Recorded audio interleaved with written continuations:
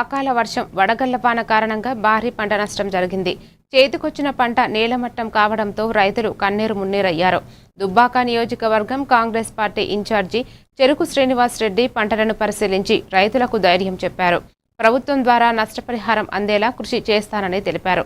కౌలు రైతులపై కూడా మానవతా దృక్పథంతో వ్యవహరించాలని ఆయన సూచించారు. అధికారులు కూడా నష్ట వివరాలు సేకరించి నివేదిక పంపాలని ఆదేశించారు.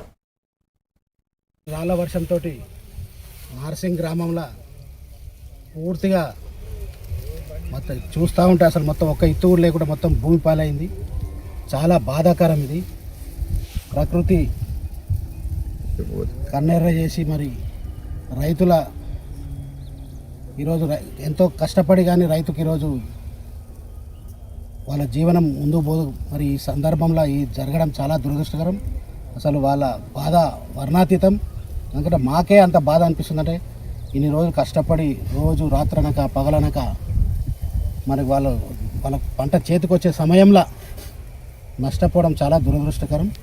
మరి డిస్ట్రిక్ట్ అగ్రికల్చర్ ఆఫీసర్ గారితో కూడా మాట్లాడడం జరిగింది. మరి మంత్రి గారు కూడా దీనిపైన సాయంత్రం వచ్చినాక సమీక్ష చేస్తానని చెప్పడం జరిగింది. ఖచ్చితంగా రైతులు ఎవరు కూడా అధైర్యపడాల్సిన అవసరం లేదు. ఖచ్చితంగా మీ అందరినీ, ఇది ప్రజాప్రభుత్వం, రైతుల ప్రభుత్వం, ఖచ్చితంగా రైతాంగానికి ఆదుకోవడంలో ముందుంటుంది. మరో ఇంకో విషయం ఏంటంటే చాలామంది కౌలు రైతులు ఉన్నారు. మరి ఎవరైతే కౌలు రైతులకు పట్టా రైతులు ఎవరైతే ఇచ్చిండ్రో వాళ్ళందరికీ కూడా చేతులెచ్చి నమస్కరించి విజ్ఞప్తి